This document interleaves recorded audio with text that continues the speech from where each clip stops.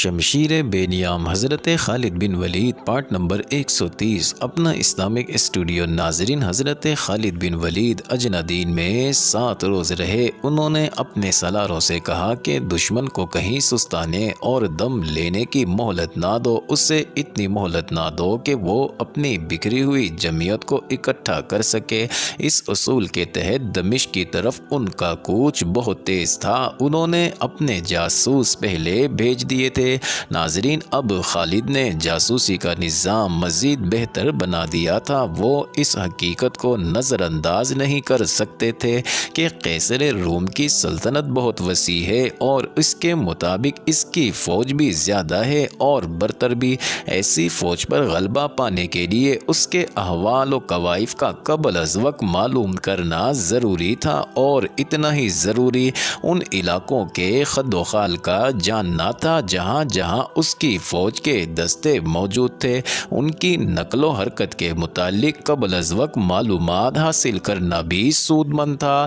ناظرین، راستے میں بیت المقدس آتا تھا۔ خالد نے اس اہم شہر کو نظر انداز کر دیا اور اس سے کچھ فاصلے سے آگے چلے گئے، لیکن ایک مقام کو نظر انداز کرنا مشکل تھا۔ اس بستی کا نام فحل تھا جو ایک مضبوط قلعہ تھا۔ ناظرین، خالد اس کے قریب پہنچے تو ایک فقیر نے جو پاگل لگتا تھا خالد کا راستہ روک لیا۔ خالد بن ولید نے اس سے اپنے پاس بلا لیا۔ کیا خبر لائے ہو؟ خالد نے اس سے پوچھا۔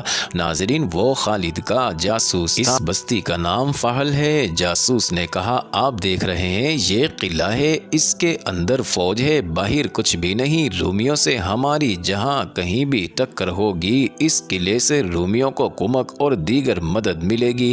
ناظرین، خالد نے اس قلعے کا محاصرہ ضروری نہ سمجھا۔ وہ اپنی نفری کم نہیں کرنا چاہتے تھے۔ دمشق کی تسخیر کوئی معمولی مہم نہیں تھی، بلکہ اپنی شکست کے امکانات بڑھتے جا رہے تھے۔ ناظرین، خالد نے اپنے ایک نائب سالار ابو العور کو بلایا اور اسے حکم دیا کہ وہ ایک سوار دستہ اپنے ساتھ رکھے اور فحل کے قریب کہیں تیاری کی حالت میں موجود رہے۔ یہاں سے فوج باہر نکلے تو تیروں کی بوچھاڑیں مارے اور کسی کو باہر نہ نکلنے دے۔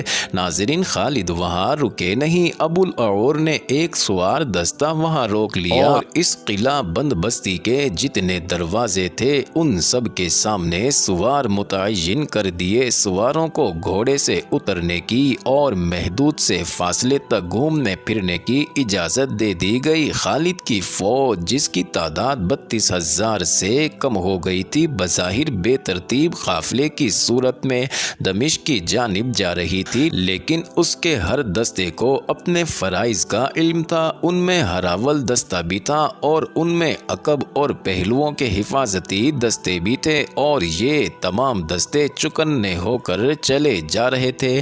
کسی بھی جگہ اور کسی بھی وقت ان پر حملہ ہو سکتا تھا۔ داؤد عیسائی نے خالد کو خبردار کیا تھا کہ وہ تو ابھی روم کی شہنشاہی میں داخل ہوئے ہیں اور اس شہنشاہی کی حدود بہت وسیع ہے۔ اس وقت تک رومی فوج کے دستے جہاں جہاں تھے وہاں ہرکل کا یہ حکم پہنچ چکا تھا کہ مسلمانوں کی فوج کو روکا جائے۔ ناظرین، اس حکم کے تحت دمشق کی طرف جانے والے راستوں پر رومیوں نے اپنے جاسوس بھیج دیے تھے۔ ناظرین، دریائے یرموک کے کنارے واقوسہ ایک قصبہ تھا۔ کسی رومی جاسوس نے خالد کے لشکر کو آتے دیکھ لیا اور پیچھے جا کر اطلاع دی۔ جب خالد واقوسہ کے قریب پہنچے تو رومی فوج کے بہت سے دستے خالد کا راستہ روکنے کے لیے تیار کھڑے تھے۔ ناظرین، مورخوں نے لکھا ہے کہ اجنادین کی لڑائی سے بھاگے ہوئے کئی رومی فوجی واقوسہ پہنچ چکے تھے۔ انہیں بھی ان دستوں میں شامل کر لیا گیا تھا جو مسلمانوں کو روکنے کے لیے جنگی ترتیب میں کھڑے تھے، مگر ان میں لڑنے کا جذبہ سرد تھا کیونکہ ان پر مسلمانوں کا خوف طاری تھا۔ جن کمانداروں اور سپاہیوں نے ابھی مسلمانوں سے جنگ نہیں لڑی تھی وہ اجنادین کے بگوڑوں سے پوچھتے تھے کہ مسلمان لڑنے میں کیسے ہیں، دیکھ لو۔ انہیں کچھ اس قسم کے جواب ملے۔ 30,000 نے 90,000 کو اس طرح شکست دی ہے کہ سپہ سالار سے چھوٹے سے سالار تک ایک بھی زندہ نہیں۔ انہوں نے ہماری آدھی نفری مار ڈالی ہے، زخمی آدمیوں کا کوئی حصہ بھی نہیں۔ مت پوچھو دوستو، مت پوچھو، میں تو انہیں انسان سمجھتا ہی نہیں۔ ان کے پاس کوئی جادو ہے یا وہ جنات جیسی کوئی مخلوق ہے۔ ان کا ایک آدمی 10 آدمیوں کا مقابلہ کرتا ہے، ان کے سامنے کوئی جم کر لڑ ہی نہیں سکتا۔ پوچھتے کیا ہو؟ وہ آ رہے ہیں، خود دیکھ لینا۔ وہ آئے اور انہوں نے دیکھ ہی لیا کہ مسلمان جو بے ترتیب قافلے کی طرح آ رہے تھے۔ ناظرین، دیکھتے ہی دیکھتے وہ جنگی ترتیب میں ہو گئے۔ عورتیں اور بچے پیچھے رہ گئے اور ان کا حفاظتی دستہ اپنی جگہ پر چلا گیا۔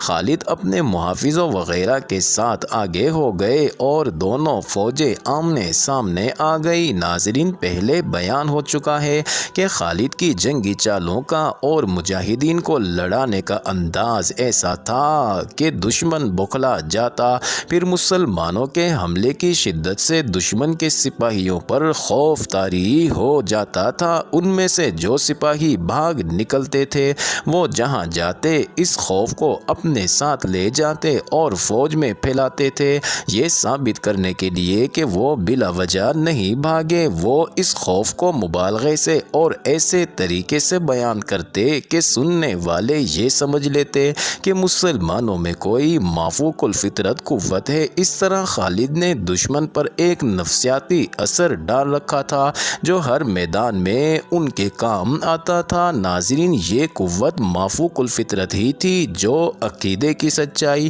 ایمان کی پختگی اور جذبے کی شدت سے پیدا ہوئی تھی۔ مسلمان اللہ کے حکم سے لڑتے تھے، ان کے دلوں میں کوئی ذاتی غرض یا لالچ نہیں تھا۔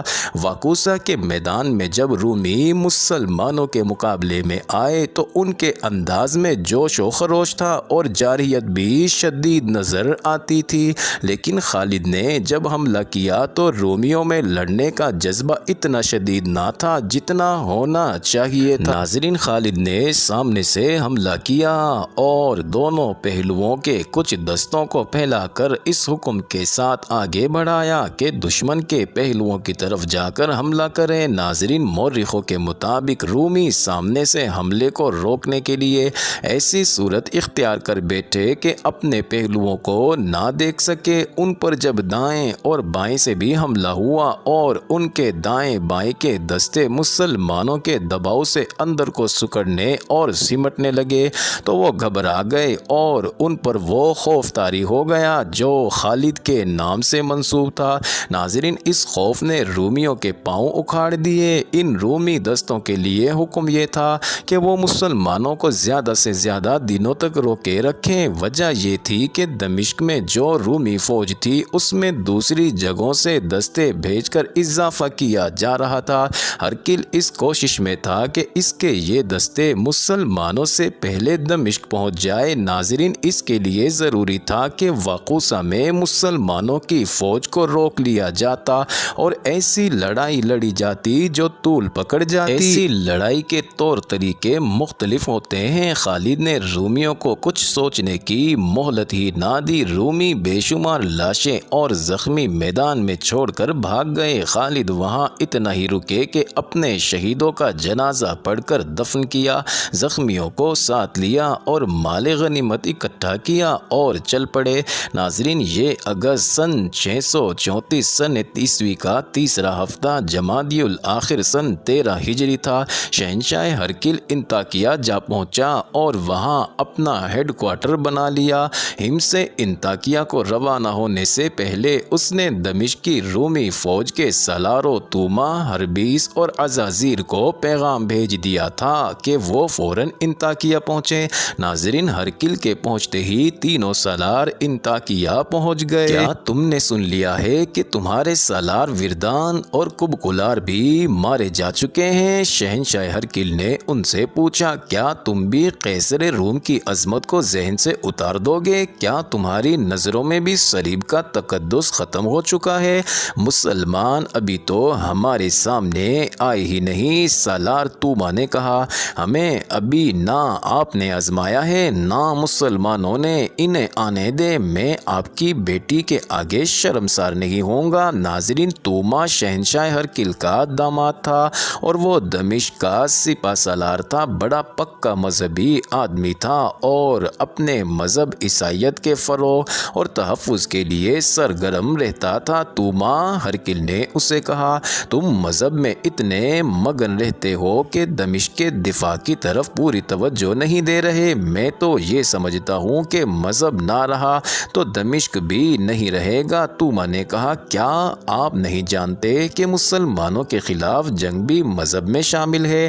میں یہاں اکیلا تو نہیں، جنگی معاملے سالار ہربیس کے پاس ہیں اور سالار عزازیر بھی میرے ساتھ ہے۔ کیا عزازیر فارسیوں کو اور پھر ترکوں کو کئی لڑائیوں میں شکستیں نہیں دے چکا ہے؟ جتنا بھروسہ مجھے عزازیر پر ہے اتنا تم دونوں پر نہیں۔ ہرقل نے کہا، عزازیر تجربہ کار سالار ہے، تم دونوں کو ابھی ثابت کرنا ہے کہ تم عزازیر کے ہم پلہ ہو۔ ناظرین، عزازیر رومیوں کا بڑا ہی قابل اور دلیر سالار تھا۔ اس نے بہت سی لڑائیاں لڑی اور ہر میدان میں فتح حاصل کی تھی۔ عربی زبان پر اسے اتنا عبور حاصل تھا کہ وہ عربی بولتا تو شک ہوتا تھا کہ عرب کا رہنے والا ہے۔ ناظرین، دمشق کی فوج کا کمانڈر دراصل وہی تھا۔ انطاکیہ میں کلوس نام کا ایک رومی سالار تھا۔ اسے ہرکل نے 5000 نفری کی فوج دے کر دمشق جانے کو کہا۔ شہنشاہ ہرکل کلوس نے کہا، میں حلفیہ کہتا ہوں کہ میں آپ کے سامنے اس وقت آؤں گا جب میری برچی کی انی کے ساتھ مدینہ کے سالار خالد بن ولید کا سر ہوگا۔ تم مجھے صرف حلف سے خوش نہیں کر سکتے۔ ہرقل نے کہا، میں صرف ابن ولید کا سر نہیں، تمام مسلمانوں کی لاشیں دیکھنا چاہتا ہوں۔ فوراً دمشق پہنچو، وہاں کمک کی ضرورت ہے۔ سب چلے جاؤ اور دمشق کو بچاؤ۔ معزز ناظرین، یہ انٹرسٹنگ ویڈیو جاری ہے۔ اگلی ویڈیو قسط نمبر 131 میں دیکھنا مت بھولیے گا۔